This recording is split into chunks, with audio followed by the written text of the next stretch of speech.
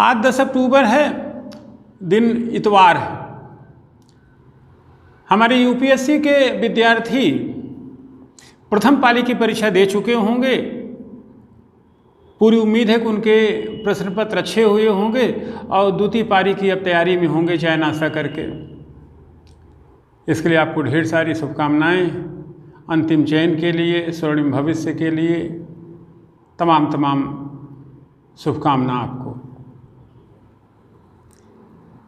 हालांकि हमारे भारत में जब कोई मुद्रा गर्म होता है तो उसी से उसे थोड़ी चर्चा कर ली जाती है। इसके बाद फिर उसको तब तक के लिए भुला दिया जाता है जब तक वैसी ही कोई समस्या। अभी रिजल्ट आया है यूपीएससी का, तो हिंदी माध्यम में चयन दर गिर रहा है, कम हो रहा है, खूब चर्चाएं हैं। कोई सिलेक्शन नहीं हो रहा है, क्यों नहीं हो रहा है? तो आज हमारा मुद्दा है कि हिंदी माध्यम में प्रतिशत चयन दर कम क्यों है, या प्रतिशत चयन दर गिर क्यों रही है, या चयन कम क्यों हो रहा, मोटी बात। तो इसी मुद्दे पे हम आपको कुछ बातें बताने के लिए प्रस्तुत हैं और इनको आप गहरे समझें और जानें। देखो भैया, एक चीज़ ज़रा सोचो कि हिंदी माध्यम में पढ़ कौन रहा है। ये विशद चर्चा का विषय है थोड़ी देर बाद। एक गंभीर टिप्पणी है कि कोई सच बोलता नहीं है, और एक तल्ख हकीकत है कि कोई सच सुनना भी नहीं चाहता है। लेकिन हम सच बोलते हैं, पहले भी, आज भी, आगे भी। तो यद्यपि हिंदी माध्यम में चयन न होने की ढेर सारी शर्तें हैं, ढेर सारी बातें हैं। तमाम सुविज्ञ लोग तमाम राय दे रहे होंगे, विशेषज्ञ अपनी राय दे रहे हैं, जो भी हो। बड़ी बड़ी कोचिंग के शिक्षक बड़ी बड़ी बातें बता रहे होंगे, वो भी महत्वपूर्ण होंगे।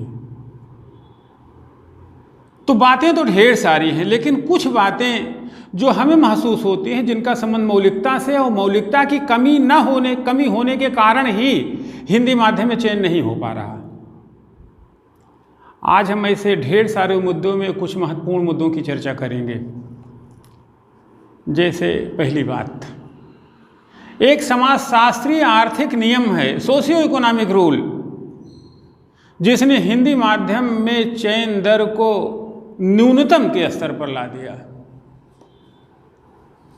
तो एक नियम जो हिंदी माध्यम में चयन दर को न्यूनतम स्तर पर ला दिया है। दूसरी बात, बड़े लोगों का डरा हुआ होना। जो बड़े लोग हैं, अच्छी परिस्थितियों में हैं, अधिकारी हैं, यूनिवर्सिटी में प्रोफेसर्स हैं इत्यादि, हो तो उन्हीं के लड़के रहे हैं, या जिनकी परवरिश बड़ी अच्छी है, घर परिवार से ठीक है, उनका डरा हुआ हो। तो दूसरी बात, बड़े लोगों का डरा हुआ होना। और तीसरी बात, पढ़ाई का स्तर और तरीका, पता नहीं सरकार क्या कर रही है।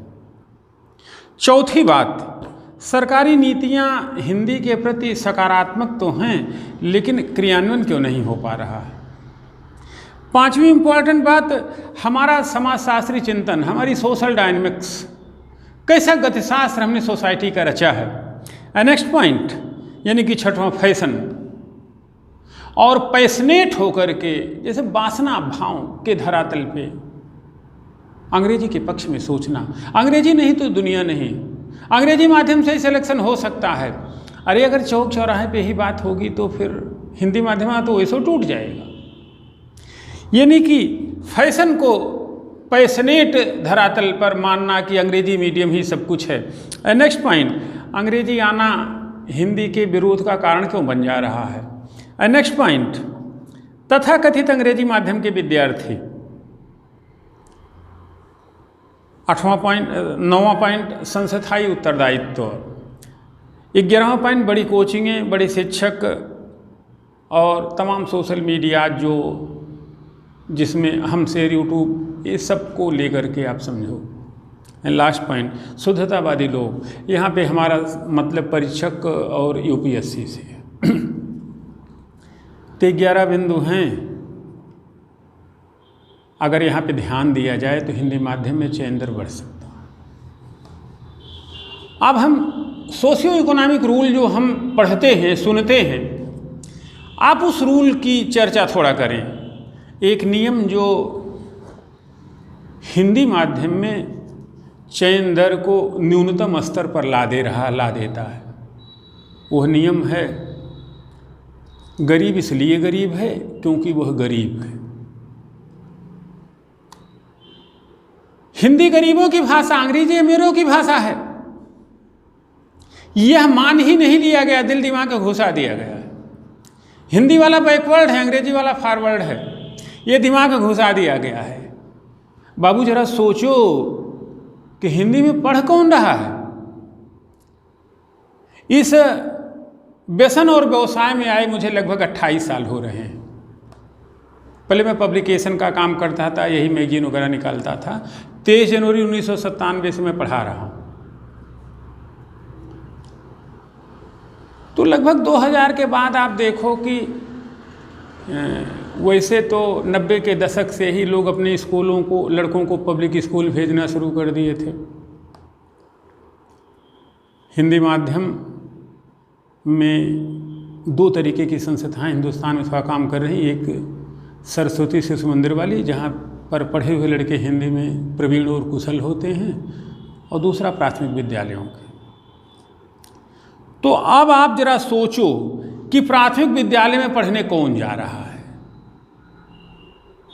जिनका कोई पुरसहाल नहीं, जिनको शाम को खाने का ठिकाना नहीं है, जो व्यक्ति का हल्का सा हाथ पांव चल रहा है, वो इवन वो किसी ऑफिस में 4th ग्रेड का एम्प्लॉय भी है, वह भी अपने लड़के को अंग्रेजी माध्यम में भेज रहा है। जब हिंदी माध्यम में पढ़ाई ही नहीं हो रही है तो सिलेक्शन कहाँ से होगा? यहाँ तो आधार ही काट दिया गया है। टोटल डाउन ट्रेडेंस, सोशली डिप्राइव्ड, समाज के वंचित गरीब गुर्गे के लोग प्राथमिक स्कूल में जा रहे हैं, वो भी खाने के लिए, मिड डे मील वगैरह इत्यादि का। कहाँ से सिलेक्शन होगा भैया, जब कोई हिंदी में पढ़ ही नहीं रहा। हिंदी को 2म दर्जे की भाषा मान लिया गया है।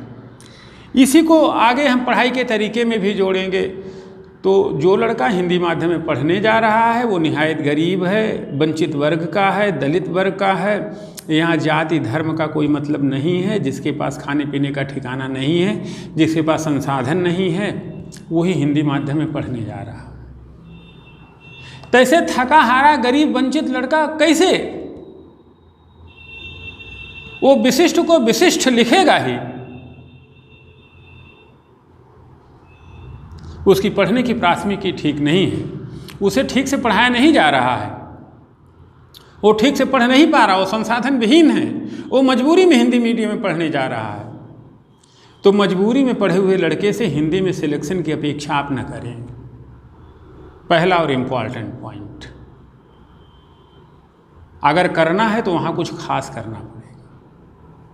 वो खास कैसे, थोड़ी देर बाद तीसरे पॉइंट बताते हैं। दूसरा पॉइंट, बड़े लोगों का डरा हुआ होना। ध्यान रहे, मैं क्यों डरूं, मेरे पास तो कुछ है ही नहीं। आमतौर खोने को कुछ है नहीं, पाने को सब कुछ है। हमें दोनों लड़कियां क्षमा करेंगी, या ऊपर के 2 लड़कियों के नाम मैं इस नाते ले रहा हूं कि इधर पेपर उनके नाम ज़्यादा है, जानता मैं उनको भी नहीं। सुश्री जागृति अवस्थी और अपाला मिश्रा।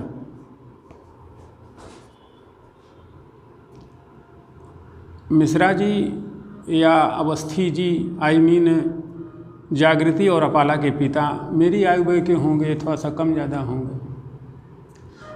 हो सकता किसी अच्छे रैंक पे हों, तो अध्ययन हो सकता पेपर ऊपर भी बनाते हों, अनुभवी हों।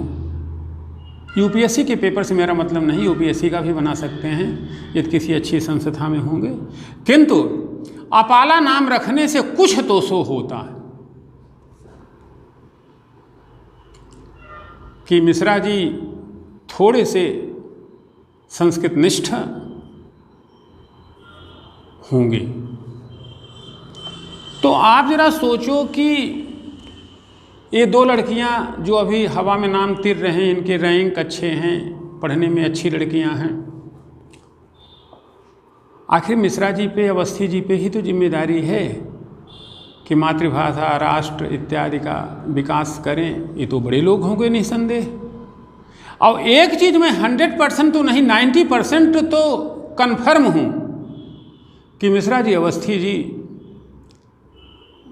दूसरी लड़की जागृति तो यहीं फतेहपुर की शायद किसी गांव की रहने वाली है, तो अवस्थी जी तो गांव के प्राइमरी स्कूल में ही पढ़े होंगे। हो सकता है इंजीनियर हो गए हों,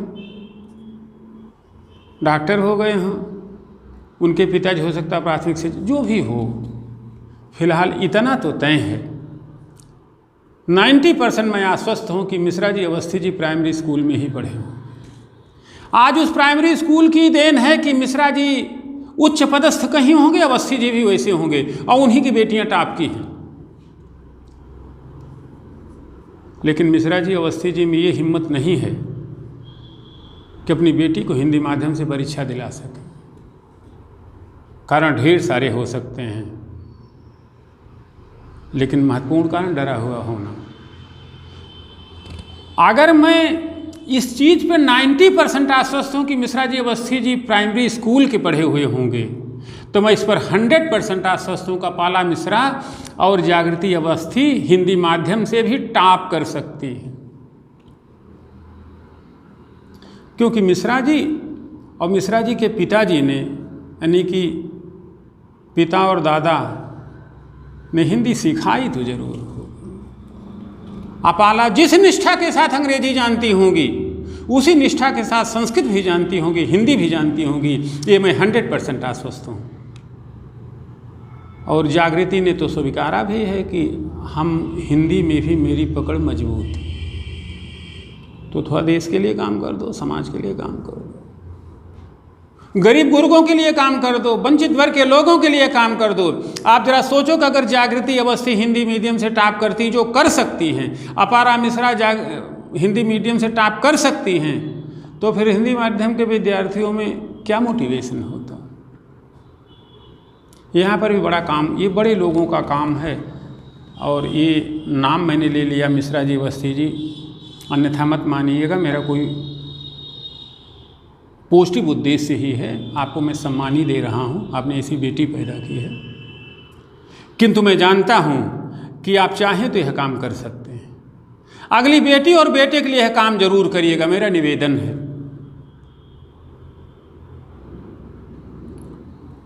तो एक बात तो ये है कि जो बड़े लोग हैं, ऊंचाई के लोग हैं, वे ऐसा कर सकते हैं, लेकिन वे ऐसा कर नहीं रहे हैं। तो चयन तो यहाँ से हो सकता था हिंदी माध्यम में, अब नहीं हुआ। ये बातें बहुत खींचती हैं, लेकिन ज़्यादा हम खींचेंगे नहीं। MENITU से JNU, DU, इलाहाबाद केंद्रीय विश्वविद्यालय या कोई विश्वविद्यालय या किसी अच्छी संस्था में पढ़े हुए लोग अपने बेटे बेटियों को हिंदी माध्यम में ढाल सकते हैं, क्योंकि मेरी स्पष्ट मान्यता है कि जैसे बहुत अच्छी हिंदी आती है, उसे बहुत अच्छी अंग्रेजी भी आएगी और उतनी ही अच्छी संस्कृत, जिससे मैं आपके सामने हूँ। मेरा इन 2-3 भाषाओं पे लगभग समान अधिकार है।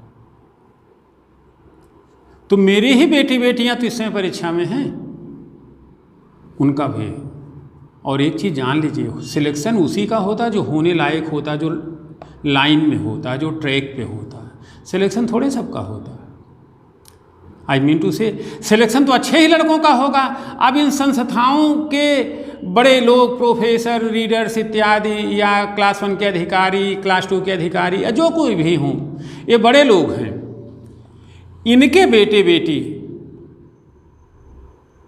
हर माध्यम में बहुत सुस्पष्ट होंगे। सरल शब्दों में ये कहना चाहता, अच्छा केवल अच्छा होता है। कक्षा 10 में जो 99% पा के लड़का टॉप करता है, ऐसा नहीं कि उसका मैथ में 99 होता और हिंदी में उसका 44% होता है। मैथ, फिजिक्स, केमिस्ट्री, कंप्यूटर में उसका 99 होता, तो हिंदी में भी 98 होता है। व्हाट आई मीन टू से कि अच्छा केवल अच्छा होता है। ये लड़के टॉप कर सकते हैं। हम प्रथम टॉपर के बारे में तो कोई राय नहीं व्यक्त कर सकते हैं, लेकिन इन 2 लड़कियों के बारे में तो मैं स्पष्ट राय व्यक्त कर सकता हूं कि ये लड़की, जबकि ये मुझसे दूर दूर तक कोई रिश्ता नहीं है, ये लड़कियां हिंदी माध्यम में भी टॉप कर सकती। जागृति ने तो स्वीकारा भी है कि हमारा हिंदी में भी पकड़ ठीक। और अपाला नाम बताता है कि मिश्रा जी किसी यूनिवर्सिटी में, डिग्री कॉलेज में शिक्षक होंगे, अच्छी सोच होगी, तो बेटी को हिंदी नहीं आए ये कहाँ संभव है? पैदा होते ही बाबा ने बता दिया होगा तमाम हिंदी संस्कृत। तो बड़े लोग डरे ना, बड़े लोगों की बड़ी जिम्मेदारी होती है। बड़वंशाहत मेंटेन करने में थोड़े कष्ट तो होते हैं, थोड़ा सा कष्ट मिश्रा जी, अवस्थी जी सह लीजिए। पीढ़ियां गुड़ गाएंगी, समाज लाभ में रहेगा, हिंदी माध्यम की बात भी पलट जाएगी, आगे हो जाएगी। तो तीसरी इम्पॉर्टेंट बात, पढ़ाई का स्तर व तरीका। देखो भाई, एक चीज़ ज़रा सोचो, अब तो तय है कि हिंदी माध्यम का लड़का या तो सरस्वती शिशु मंदिर में या तो प्राथमिक विद्यालय में पढ़ रहा है। पहले तो वो गरीब गुरगा है, परेशान है, मिड डे मील के चक्कर में जा रहा, कपड़े और किताब के चक्कर में जा रहा। ऊपर से जो हमारे शिक्षक बंधु वहाँ पे अपॉइंटमेंट किए गए हैं, तो वो इधर खूब वैकेंसियाँ 99 के पास भरी गई प्राथमिक, लेकिन एक भी टीचर पढ़ा नहीं रहा। पढ़ा जानते हैं क्यों? वो तो पढ़ाना चाहता, पढ़ाने को उस वक्त अवसर ही नहीं है।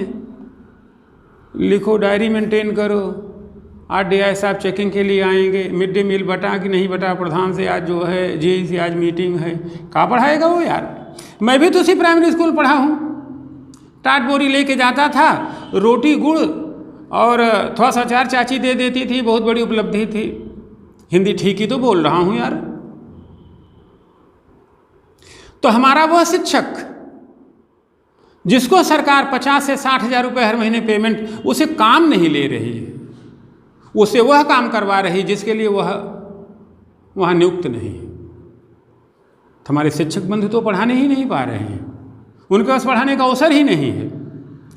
उनके पास अन्य चीज़ों के लिए सारे संसाधन है, पढ़ाने के लिए कोई संसाधन नहीं। और कम से कम उनको पढ़ाने का मौका तो दें। मेरी भांजी मेरे स्कूल में शिक्षिका है, कहती है मामा वहाँ पढ़ाने के अलावा सब काम है, डेली चेकिंग हो रही है, कहीं कुछ मिड डे मील बट रहा है, कहीं प्रधान से मीटिंग, कहीं पता नहीं क्या क्या है। कहाँ से पढ़ाई होगी भाई? इसे सरकार को ध्यान देना पड़ेगा। ध्यान रहे, जो ये पब्लिक स्कूल नई उदारीकृत व्यवस्था में खुले हुए हैं, जहाँ पे शिक्षिकाएं या शिक्षक 6,000 रुपये पर मंथ पढ़ा रहे हैं, उनसे नहीं कुछ सुधरने वाला। उनको हिंदी अंग्रेजी कुछ नहीं आती है। और आए क्यों भाई? जब 50-60 हज़ार वाला कुछ नहीं कर पा रहा, तो 6,000 वाला क्या करेगा? हमारे एक विद्यार्थी थे, नाम जंघई जौनपुर के, नाम नहीं याद आ रहा है, कहते थे कि मास्टर साहब पढ़ाते हैं कि गंगा गोमुख से निकली और फुन फुन बहती हुई आई, पटना में बंगाल की खाड़ी में गिर गई। बाकी डिटेल में नहीं करूँगा यार। उस 6,000 में गंगा बंगाल की खाड़ी में नहीं जाएंगी, पटना में ही बंगाल की खाड़ी हो जाएगी। तो हम पटना तक ही तो पहुँचने की पढ़ाई पढ़ा रहे हैं बेसिक एजुकेशन में। 6,000, 3,000 और शिक्षा मित्र, ये शिक्षा मित्र कौन सा कंसेप्ट होता है? कम पैसे में काम चलाना, सारा बजट यही कम करना है। नाम शिक्षा मित्र है, मित्रता से उनका कोई वास्ता ही नहीं। और हो क्यों भाई? उन्हीं का काम करता हुआ एक व्यक्ति तो 54,000 पा रहा, वो पा रहे हैं 13,000। 13,000 में कौन सी पढ़ाई होगी? कौन सा चक्रवृद्धि ब्याज और मूलधनों निकालना बताएंगे? हिंदी अंग्रेजी संस्कृति तो छोड़ ही दीजिए। कहाँ से उनके मुंह से निकलेगा? मान धाता च महिप्ते कृत्युगालंकार भूतो गतः। उनको तो ये सामान्य सी संस्कृत लगती है, तो अरबी और भी है क्या यार? फारसी और सी है, इटालियन लैंग्वेज है क्या? कहाँ से बोले, कहाँ से पढ़ाएंगे? इसे कौन देखेगा? सरकार का काम है। प्राथमिक व्यवस्था को दुरुस्त करनी पड़ेगी। कौन करेगा इसे? आपके जो शिक्षक हैं उनसे पढ़ाई का काम करवाइए। अगर आपको यह जरूरी लगता है कि हमारे समाज के लोग या गरीब वर्ग के लोग कल्याणकारी योजना के तहत ज़्यादा से ज़्यादा लाभ उठा पाएँ, करें, तो उनके लिए अलग स्टाफ रखिए। ये जो 60,000 रुपये महीने क्यों दे रहे हैं उनको, जब उसका कोई लाभ नहीं। प्राथमिक स्कूल में पढ़ा हुआ लड़का तो थोड़ा मोड़ा कुछ जान, वो योग्य टीचर हैं, और पब्लिक स्कूल में लगे हुए तो अंग्रेजी तो आनी ही नहीं है, हिंदी भी भूल गई है। सुधरो सुधारो, अगर हिंदी मीडियम में चयन कराना है तो। हम तो ये भयराज वर्मा जी और अपने मौलवी साहब मुस्तफ़ा जी की पढ़े हुए हैं, हमारी तो हिंदी ठीक है। मिश्रा जी अवस्थी जी कई बार आ रहे हैं, क्षमा करिएगा, वो भी वहीं कहीं पढ़े होंगे जिन्हें ऐसी बेटियों को जन्म दिया, उनका नाम रोशन कर रही है। क्यों नहीं ऐसा हो पा रहा? ये सरकार की फेलिंग है। आपने अगर शिक्षक नियुक्त किए हैं तो उनसे पढ़ाने का काम लीजिए, वही उनका काम जो है डाटा वही मेंटेन करना, नहीं कितने लड़के आए कितने लड़के नहीं आए। उनको लड़का अगोछना और रोकना उनका काम नहीं।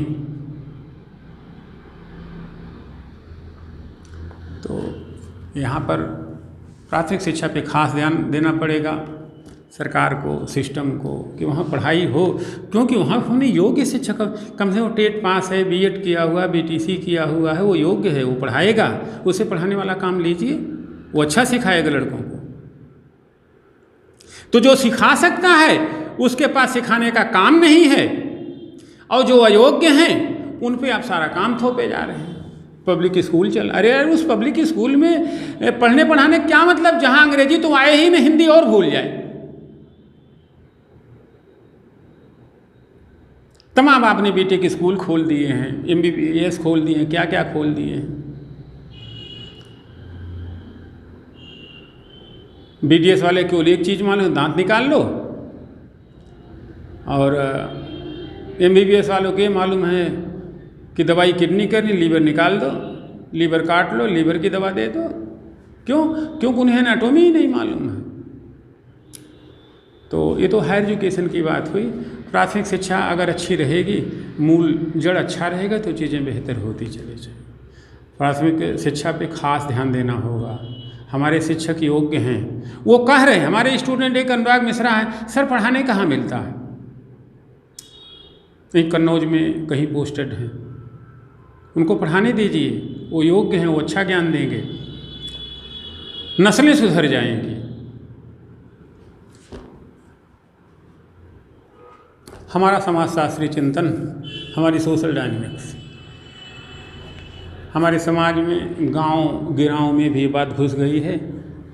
अरे यार अंग्रेजी मीडियम से ही कुछ हो सकता है, हिंदी मीडियम में कुछ नहीं होने वाला है। क्यों भाई, ये हिंदुस्तान है, क्यों नहीं हिंदी मीडियम में होगा? आज लड़के इस पे इन्फीरियरिटी सुपीरियरिटी महसूस करने का, हम हिंदी मीडियम पढ़ रहे हैं, अंग्रेजी मीडियम में पढ़ रहे हैं। समाज का यह जो गतिशास्त्र रचा गया है, अपेक्षा है कि इस गतिशास्त्र से छुटकारा मिले, समाज को सही बात बताई जाए। मैं अवध क्षेत्र का रहने वाला अगर थोड़ी अवधि न बोल पाऊँ तो मेरे अवध क्षेत्र रहने का क्या मतलब होगा? कहा राजू कैसे बाटा? अपने में से कहूँगा हेलो मिस्टर पाठक कैसे हो, तो तू कहे यार पगला गया है क्या, कि गांव घर से कट गया है क्या? तो व्हाट आई मीन टू से कि आप यार सोचो, अपने यहाँ क्या जो कुर्सी पे बैठा बड़ा आदमी, जो अंग्रेजी मीडियम को बड़ा आदमी, जो अंग्रेजी जानता है बड़ा आदमी, और इसमें भी शुद्धतावाद का नियम है। जैसे मान हम खाना खा के आए, खाना खा चुके हैं, तो या हम कोई भी बात कर रहे हैं, अब अगर उसको EJMR के धरातल पे, डू डिड डन के धरातल पे हम शुद्ध नहीं बोल रहे हैं, तो हमारा बाप ही हमको एक थप्पड़ मार देगा। अरे उदार हो यार, एटलीस्ट अगर देश को स्वतंत्र हुए 7-8 दशक बीत रहे हैं तो 3 दशक तो उदारीकरण के भी। अब हिंदी को लेके आप क्यों नहीं उदार हो पा रहे? अगर हम कह रहे आई एम खाइंग, आई एम रोइंग, तो इसे भी चलने दीजिए। खाने का बोध हो रहा है ना। भाषा का संबंध भाव से है, व्याकरण से नहीं है। बातें बहुत ज़्यादा खिंच जाएगी। लड़का कंसेप्ट अगर जान रहा है ग्लोबल वार्मिंग का, लड़का कंसेप्ट अगर जान रहा है सस्टेनेबल एग्रीकल्चर का, न्यूट्रिशन का, और लिख दे रहा तो थोड़ा सा ग्रामेटिकली अशुद्ध भी है तो कौन सी दिक्कत है आपको?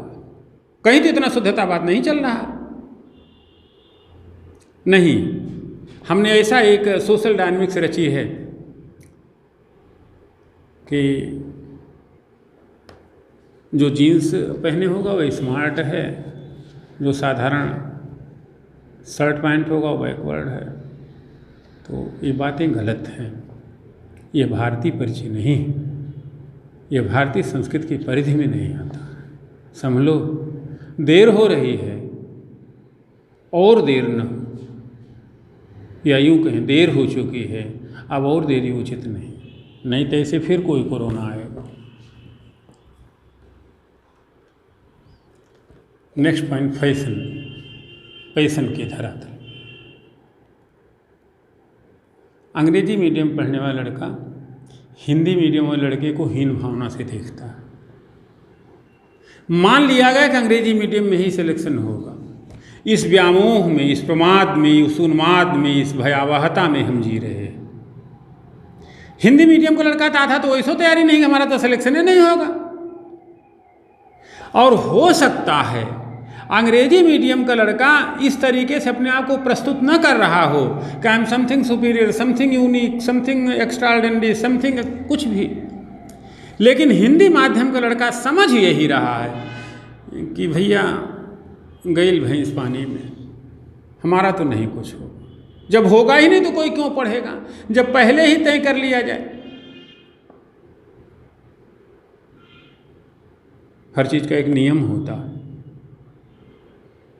यहाँ तो हम पहले ही हार मान लिए, हमारा तो होगा ही नहीं। इस नाते बड़े लोगों की जिम्मेदारी है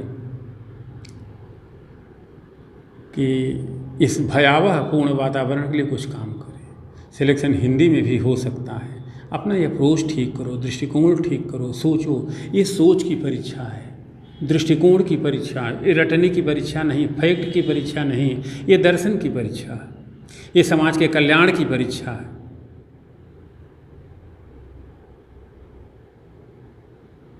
यहीं पे थोड़ा सा सोच लें एक बार। 85 में हमने पोस्ट ग्रेजुएट किया तो मन हुआ कि हम भी कंपटीशन दें थोड़ा। तो साल संभवतः प्रशांत कुमार जी आए स्टाफ के। अगर हम उसी दिन की बात कंसीडर करें, तब से आज 2019-20 जो रिजल्ट निकल चुके हैं, ऊपर के सारे लड़के IITians होते हैं, चाहे गुरु गर्ग हों, चाहे रूपा मिश्रा हों, चाहे मोना पृथ्वी हों, इकबाल नारायण हों, जो भी हों, हाल फिलहाल के शुभम कुमार हों, इत्यादि जो भी हैं। ऊपर के 100 लड़के या तो IITian हैं, IIM के पढ़े हुए हैं, अच्छी संस्थाओं, DU, JNU, Loyola college, central university, BHU, Allahabad, जो भी कहें, लखनऊ। तो ऊपर से 100 लड़के तो हो रहे हैं टॉपर्स में, 200 मान लो, लेकिन आपकी व्यवस्था में कितना सुधार हुआ है? अगर अंग्रेजी माध्यम से सेलेक्ट हुए लड़कों द्वारा दी गई व्यवस्था और उसके पहले की व्यवस्था, भूरेलाल जी, बिजलाल जी, या आपके विजय शंकर पांडे जी, या आप ये जो है किशोर कुणाल, जगमोहन यादव जी को देखें तो क्या खास हुआ आपकी व्यवस्था में? प्रतिवर्ष टॉपर कौन हैं? साइंस स्ट्रीम के, कॉमर्स स्ट्रीम के। तो व्यवस्था तो सुधरनी चाहिए। हालांकि यहाँ पे हम ब्यूरोक्रेट्स को दोष नहीं देना चाहेंगे, नेता भी तो शास्त्री जी ऐसा होना चाहिए, लेकिन ये ब्यूरोक्रेट्स भी अपने लेवल से कुछ कर सकते हैं। काहे नहीं कुछ खास हुआ? अगर हम 1985 से लेकर के अब तक के 35 सालों को देखें तो कम से कम 3500 तो नंबर 1 के IAS हैं ही, IPS हैं ही। इन्हें तो देश को सुधारना चाहिए था। जानते हैं क्यों नहीं? अन्य ढेर सारे कारण जिम्मेदार हैं। सारा कारण जो है हमारी व्यवस्था हमारी राजनीति जिम्मेदार है, लेकिन जिम्मेदारी थोड़ी इनको भी लेनी पड़ेगी, क्योंकि समाज से कटे हुए लोग ये समाज को जानते ही नहीं समाज में क्या होता है। ये हर जगह उसी लैपटॉप कल्चर में ही रहते हैं, हाई फाई जगत में ही रहते हैं, जिसे भावना ही नहीं होगी, जज्बा ही नहीं होगा गांव में जाने की। तो योगी जी के कहने पे चले जाएंगे एक रात दबाव, अभी बहन जी आएंगी तो उनके कहने पे एक रात चले, उनका जाने का मन तो है नहीं, तो वहाँ भी जाके उल्टा सीधा करेंगे, क्योंकि हमने ऐसा परिवेश ही उनको नहीं दिया है। उनको हमने काम करने की कल्चर ही नहीं दी है, बस दबाव बना रहे, काम करने की कल्चर दिखती रहे, लेकिन जिलाधिकारियों करना कुछ नहीं। जैसे पदमान हों, आईपीएसओ कुछ करना नहीं। अभी आप देखिए लखीमपुर खीरी में कांड हुआ, 4 दिन गुजर गया, गोरखपुर में केस हुआ, कोई पकड़े नहीं जा रहा। क्यों? क्योंकि हमारी राजनीति ऐसी है कि दबाव बना रहे, हम लाइमलाइट में बने रहें और आप काम करते हुए देखिए, लेकिन काम करिएगा मत। तो इस तरीके से अगर आप देखें कि अगर हम फैशन के धरातल पे यहाँ आएंगे तो बाद में भी फैशन का ही काम करें, स्वाभाविक सी बात है। इन टॉपर्स से भारतीय संविधान की कल्याणकारी प्रवृत्ति के पल्लवन का काम संभव नहीं है। हमें नहीं कहते कि हिंदी माध्यम का कोई आएगा तो कर देगा, क्योंकि चर्चा ऐसी है तो हिंदी माध्यम का पक्ष हमें लेना चाहिए। वो गांव से जुड़ा हुआ होगा, नाना नानी दादा काकी से जुड़ा हो, कुछ संवेदनाएं तो होंगी। यहाँ तो संवेदना ही मर गई। हालांकि दोष हमारी शिक्षा प्रणाली का है, विद्यार्थियों का नहीं, कंप्यूटरों का नहीं, IAS IPS का नहीं, सरकार का है, समाज का। यहाँ पे भी ध्यान देना। नेक्स्ट पॉइंट, अंग्रेजी आना हिंदी का विरोध क्यों बन जाता है? देखो, हम हिंदी के पक्षधर, अंग्रेजी के विरोधी नहीं। अंग्रेजी तो आनी ही चाहिए भाई। ये दर्शन की परीक्षा है, ये ग्लोबल परीक्षा। आप अधिकारी होंगे, कभी स्विट्जरलैंड जाएंगे, कभी जो है नीदरलैंड जाएंगे, कभी डेनमार्क जाएंगे, कभी अमेरिका, तो कभी संघाई जाएंगे, तो अंग्रेजी तो आनी ही चाहिए। किंतु अंग्रेजी आए और हिंदी न आए, यह गलत है। टॉप करने के लिए, सिलेक्शन के लिए अंग्रेजी माध्यम ही जरूरी है, यह गलत है। हिंदी माध्यम से भी चयन हो सकता है और आने वाली पीढ़ी, बड़े लोग इस बात को समझें और इन क्रमागत बिंदुओं के धरातल पे उसे दूर करने का प्रयत्न किया जाए। नेक्स्ट पॉइंट, तथाकथित अंग्रेजी माध्यम के विद्यार्थियों से। ये जो 8वां बिंदु है, यहाँ से ड्रामेटिक चेंज आ सकता है, यहाँ से अद्भुत परिवर्तन हो सकता है, यहाँ से हिंदी माध्यम में प्रतिशत चयन दर में एकदम से उछाल आ सकता है। हम जब से UPSC के लड़कों को कोच कर रहे हैं, 25-30 साल हो गया, तो हम एक प्रश्न पूछा करते थे कि हिंदी, भारत की सबसे बड़ी समस्या क्या है, विश्व की सबसे बड़ी समस्या क्या है? तो कोई लड़का जनसंख्या बताता, कोई जलवायु परिवर्तन, कोई नैतिकता की कमी, कोई भ्रष्टाचार, कुछ कुछ जो भी समझ में आए। तो यार एक चीज़ जरा सोचो, ये इतनी हल्की परीक्षा नहीं। UPSC के बोर्ड में आपसे यह जानने के लिए प्रश्न नहीं पूछा जाएगा। आप उन्हें मूर्ख समझ रहे हो क्या? वो आपके चाचा ताऊ के बराबर हैं, बाबा के बराबर हैं। वो आपसे कुछ खास चाहते हैं, कुछ विशेष चाहते हैं।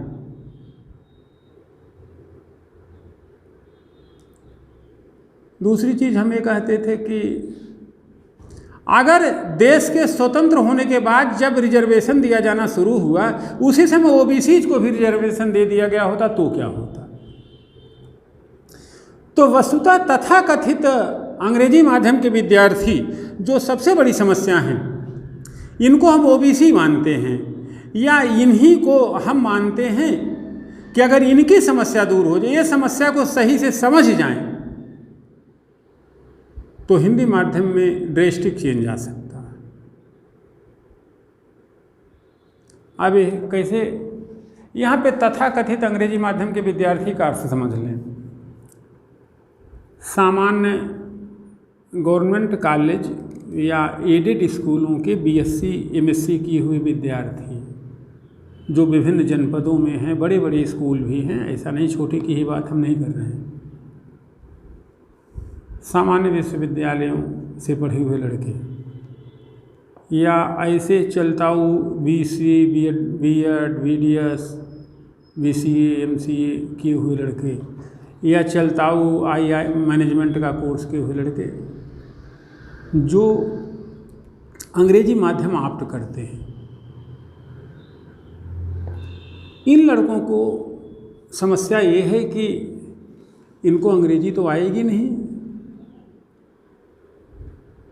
हिंदी में ये बेहतर कर सकते उसे स्वीकारेंगे नहीं, किसी भ्रम के नाते इनका सिलेक्शन नहीं होता।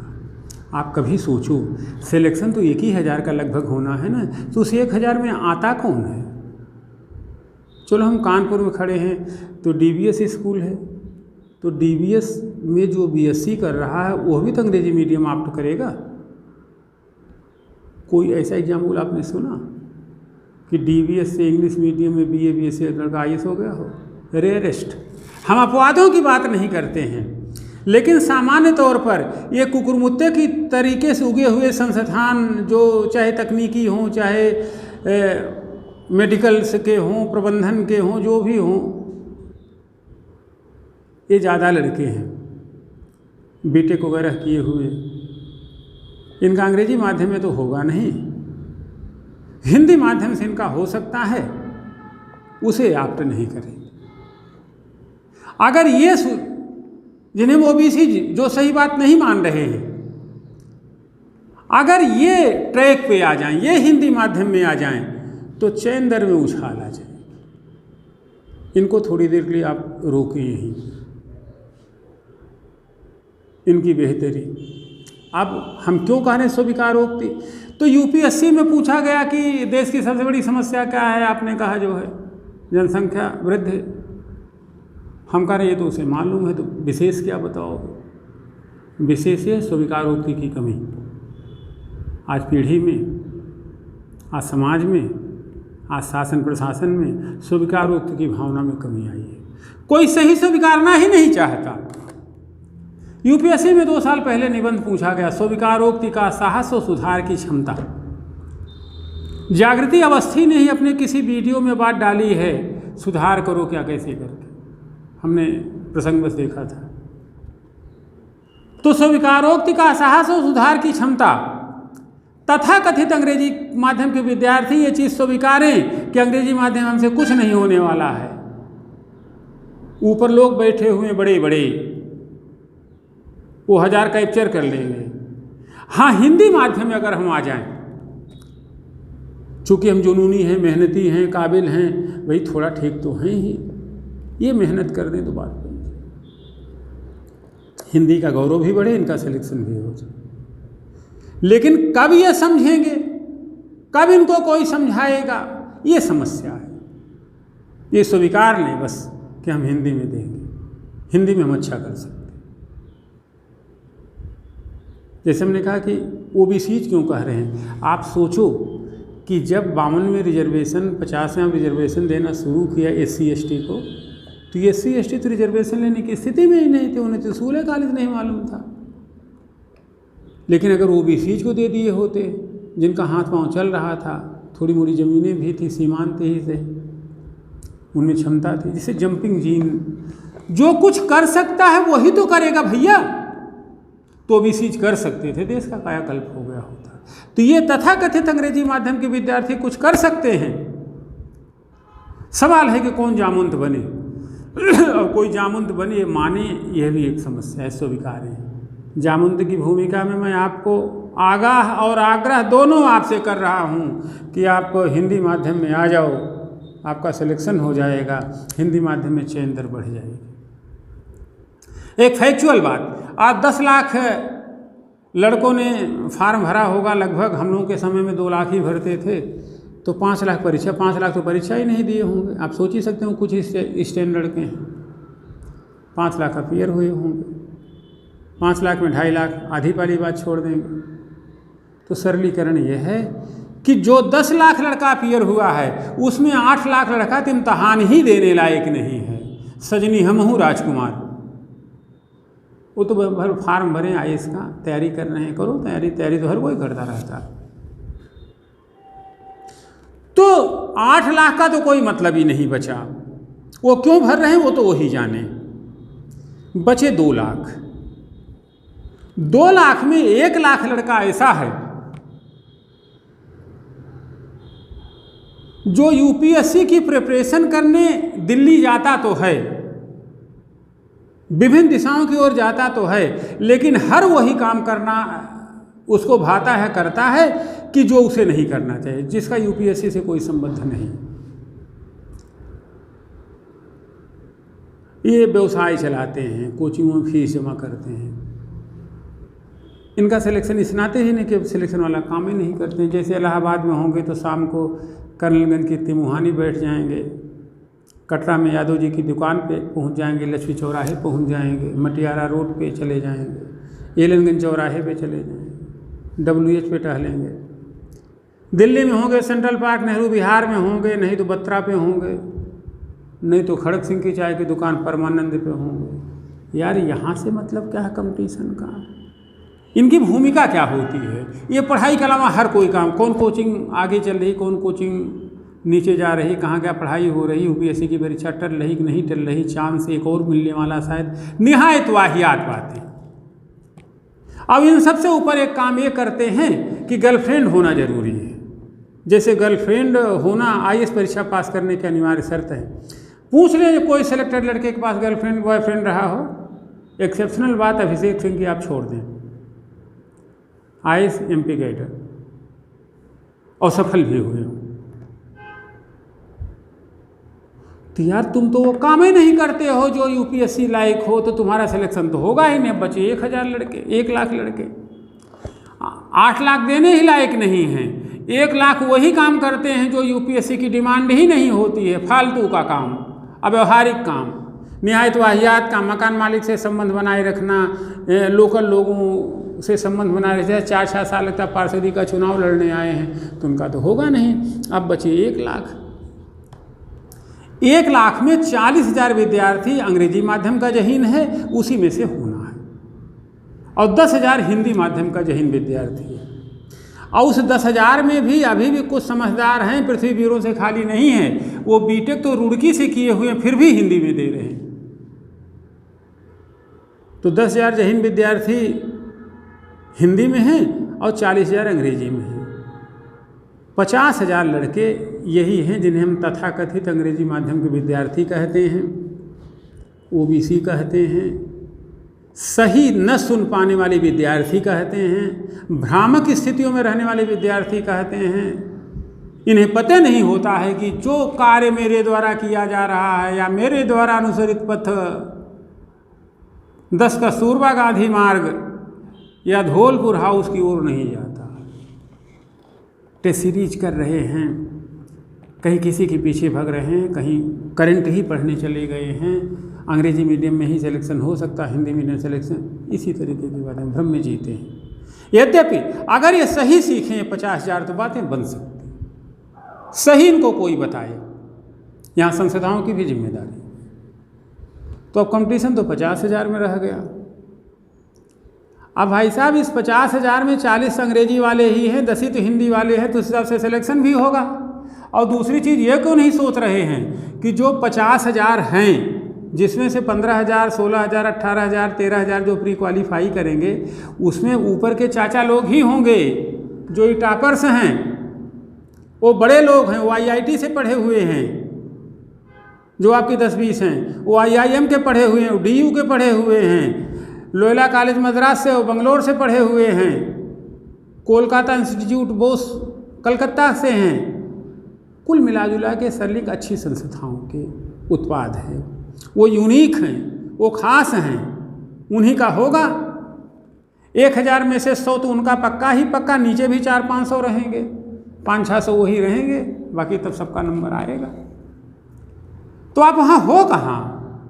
50,000 में भी स्थिति ये है कि जो अंग्रेजी माध्यम के 40,000 हैं, जो जहीन हैं, वो जैसे हमने कहा गरीब इसलिए गरीब है कि वो गरीब है, ऐसे अमीर इस नाते अमीर है को अमीर है, उनकी शिक्षा दीक्षा, उनका परिवेश। कभी जाके देखें कार्तिका शुक्ला कैसे पढ़े होंगे, सौम्या पांडे कैसे, अंकुर गर्ग कैसे पढ़े, सेना अग्रवाल कैसे पढ़े, ममता यादव कैसे पढ़े, जाके देखिए उनको घर, उनका माहौल परिवेश देखिए। तो आप सोचो कि 10,000 में से हिंदी में सिलेक्शन होना है। आप 10,000 में से अपवादों का कोई उदाहरण नहीं होता। हो सकता है एक लड़का DAV कॉलेज कानपुर का पढ़ा हो, जहीन हो, समझदार हो, विवेकवान हो, हिंदी में टॉप भी कर जाए, और उस 10,000 में हो तो सिलेक्शन तो होगा ही भाई। यहाँ माध्यम कहाँ है? या बीटेक उटेक के जो समझदार विद्यार्थी हिंदी में आ गए हैं तो 2-4 10-20 सिलेक्शन हो जाएगा, 2-4 सिलेक्शन विभिन्न भाषाओं के हो जाएंगे तो 25-30 हो जाएगा। बाकी उन्हीं 40,000 में से इनकी तो संख्या ही कम है, इस नाते सिलेक्शन भी कम है। 10,000 तो हैं, उसमें 1,500-2 हज़ार प्री क्वालिफाई करेंगे तो 1,500-2 हज़ार में ही तो होगा सिलेक्शन, और प्री में तो उनका 13,000 संख्या है, आपका 1,000 संख्या है, संख्या बल में ही आप कम है। तो बड़ी स्वाभाविक सी बात है कि यहाँ से सिलेक्शन होने वाला नहीं हो, जो हो रहा है वही होगा। तेज लड़के हैं, समझदार हैं, जल्दी समझ लेते हैं, तो उनका होगा। अब अगर ये 50,000 लड़के जो तथाकथित अंग्रेजी माध्यम वाले हैं, अगर ये हिंदी में चले आए तो इनकी संख्या 60,000 हो जाएगी और उधर 40 ही रहेंगे। फिर भी 40,000 में से ही 13,000 प्री क्वालिफाई करेंगे और 2,000 इधर से करेंगे, 2,500। लेकिन तब इनमें जुनून, जोश, प्रतिभा, समझदारी ज़्यादा होगी, अच्छी होगी, तो सिलेक्शन तो अभी भी वहाँ से ज़्यादा होगा, 500-600, क्योंकि काबिल तो वही हैं। लेकिन 200-300-400 सिलेक्शन यहाँ से भी हो सकता है। जैसे आप सिर न धोने, सिर न पीटे, पहले भी अंग्रेजी माध्यम में आपकी व्यवस्था भी ऐसी है। हमने कौन सी चीज़ अंग्रेजी की बदल ली है? सब चीज़ तो वही चल रहा है। व्यवस्था हमारी अंग्रेजी की पक्षकार पहले भी रही है, आज भी है। लेकिन 1979 तक हिंदी में सिलेक्शन ठीक होता रहा था, तो वो स्थिति हम प्राप्त कर सकते हैं कि अंग्रेजी माध्यम से 500-600 तब भी होंगे, 300-400 लड़के हिंदी माध्यम से हो सकते हैं। यदि यह किया जाए तो दूसरा कोई मार्ग है नहीं, कहीं कोई कुछ भी। हम इन सब चीज़ों में सुधार नहीं कर सकते इतनी जल्दी, बेसिक इतनी जल्दी नहीं बदल सकते, लेकिन उपलब्ध क्षमता का बेहतर उपयोग कर सकते हैं। हम अपेक्षा करेंगे कि ये तथाकथित अंग्रेजी के माध्यम के विद्यार्थी हिंदी माध्यम में आएँ, अपना सिलेक्शन तय करें और हिंदी का गौरव बढ़ाएं। और ये फालतू की चर्चाएं, हिंदी माध्यम में ज़्यादा, अंग्रेजी माध्यम में कम हो रहा है, ज़्यादा क्या मतलब है? वो तो कम होने हैं यार। नेक्स्ट पॉइंट, संस्थाई उत्तरदायित्व। तो संस्थाएं चाहे UPSC हो, चाहे स्कूल कॉलेजेज हों, चलो हम इलाहाबाद विश्वविद्यालय में मान लो बॉटनी में प्रोफेसर हैं, सोशियोलॉजी में कुछ हैं, मेरी जिम्मेदारी बनती है यार। सरकार इसीलिए हमको 2-3 लाख 4 लाख तनख्वाह देती है। संस्थाएं, चाहे वो सरकार हो, व्यक्तिगत रूप में व्यक्ति हो, समाज हो, सबकी जिम्मेदारी है कि जहाँ पे जो जैसे हो हिंदी के लिए बेहतर काम करे। हिंदी हमारी मातृभाषा है। अपनी मम्मी को मुद्रास्फीति आप बताइएगा, इन्फ्लेशन बताइएगा, का पता उनको इन्फ्लेशन? तो महंगाई जानती है ना। तो कहने का मतलब ये है कि आप संस्थाएं अपनी जिम्मेदारी समझें, हिंदी माध्यम के जो रीति नीति बनती है उनका क्रियान्वयन हो, आभासी काम न हो यार, छिपा हुआ काम न हो। देश आपका है, देश नहीं रहेगा तो नहाइएगा क्या, निचोड़िएगा क्या? संस्थाएं अपने उत्तरदायित्व समझें। यूपीएससी का जो प्रश्न पत्र बनाने की प्रणाली है सीसेट वाली, मेरी एक मुँहबोली दीदी है, पढ़ने में ठीक है, बहुत तेज नहीं है, तो हम कभी कभी क्लास एग्जाम्पल देते थे कि दीदी को यह पेपर दे दो। ऐसा नहीं कि पढ़ने में एकदम भुच्चड़ है, दीदी को यह पेपर पढ़ने को दे दो और केवल पेपर पढ़ ले, बस आंसर न करे। अगर दीदी हमारी अचेत होकर न गिर जाए तो कहिएगा। तो पेपर स्तरीय होते हैं, अच्छे होते हैं, स्टैंडर्ड होते हैं, लेकिन यूपीएससी ने खासतौर पे सीसेट वाले पेपर में यह हिंदी वर्जन कितना क्लिष्ट कर दिया है कि दीदी अचेत तब होगी जब वो तो पढ़ेगी ही नहीं। जो कंप्रिहेंशन के पैसेज हैं, अच्छे लोगों से अंग्रेजी का हिंदी अनुवाद कराओ।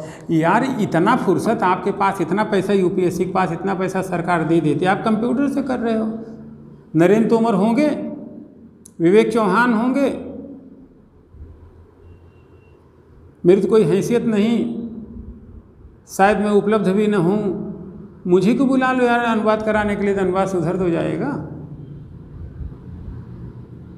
सहज भाषा में लिखा हो तो लड़के समझें, लड़के तो समझ ही नहीं पाते हैं। आधा सिलेक्शन हिंदी माध्यम में स्नाते नहीं होते। यूपीएससी यहाँ पे जरूर देखिए। 10वां बड़ी कोचिंगें, बड़े शिक्षक, तमाम सोशल मीडिया, यूट्यूब वगैरह, इनकी भी जिम्मेदारी बनती है। आप अरबों का लेन देन करते हो, ईश्वर के लिए अपनी बोली हुई हर बात का मौद्रीकरण न करें। हिंदी माध्यम के विद्यार्थी संकट में हैं, उनकी जज्बात और भावनाओं को समझें, फिर से थोड़ा सा ऊपर उठें। मेरी जानकारी में एक आध शिक्षक हैं हिंदी माध्यम में कुछ कर सकते हैं, जैसे विनय सिंह जी हैं ध्येय वाले, पता नहीं कितना करते हैं, बट वो योग्य हैं और थोड़े से यथार्थ और स्पष्टवादी हैं। उन्हें अपनी भूमिका थोड़ी बढ़ानी चाहिए, उन्हें थोड़ा सा करना चाहिए। बाकी तो कहीं न संवेदना है, न आशा है, न कुछ है। तो पैसा लेने के लिए कोचिंग न चलाएं और केवल इंटरव्यू की प्रक्रिया पे ही, काश कोई संस्था केवल अंग्रेजी माध्यम के विद्यार्थियों का इंटरव्यू ऑर्गेनाइज करती, मात्र ओके बाय टाटा अंग्रेजी नहीं होती। फर्ज करो 100 लड़के मेंस क्वालिफाई किए हैं हिंदी में, तो अगर उन 100 लड़कों पे किसी को पता हो कि इन्हीं 100 लड़कों का काम होगा, उन्हीं पे 100 मेहनत किया जाता, तो हो सकता जो 23 सिलेक्शन हुआ है वो 26 हो जाता, 2 तो बढ़ता, 3 तो बढ़ता। यार वक्त आ गया है, बड़ी संस्थाएं इस बात को समझें। और ये जो चैनल पे कि एक दिन की टिक यूपीएससी पास करने का, ये करने का, वो करने का, दुनिया पलट देने का, मेरे पास आओ, ऐसा कुछ यहाँ पे नहीं होगा। वही जो होने लायक होगा, जो काबिल होगा। अच्छा शिक्षक आपको सही बात बता सकता है, सच्चा मार्गदर्शन कर सकता है।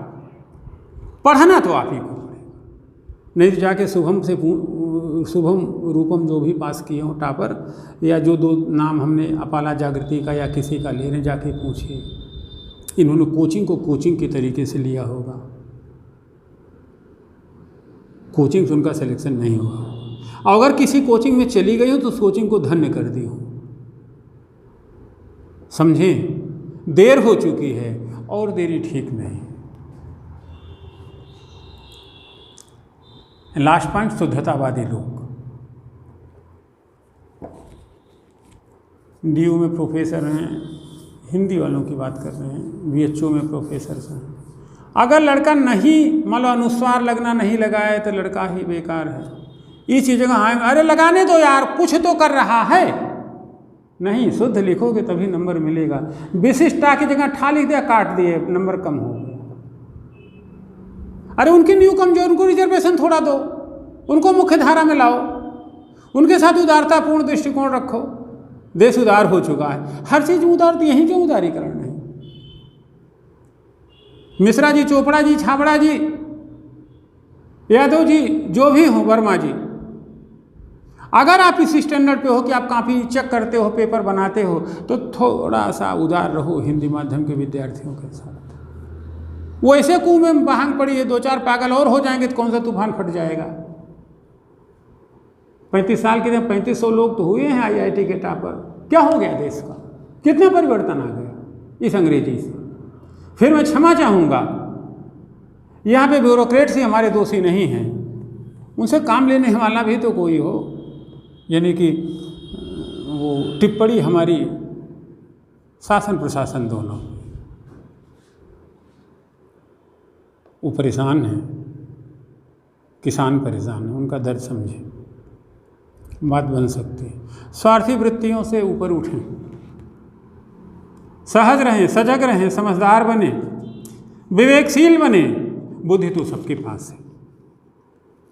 बुद्धि कहती है ज्ञान का स्तर कितना है, विवेक कहता है उसका उपयोग कैसे करना है, विज्ञान कहता है चलने के मार्ग 10 हैं, धर्म कहता है चलना किस मार्ग पर है। तो मौलिकता और आधुनिकता, परंपरा और आधुनिकता के अद्भुत समन्वय की घड़ी आ गई है।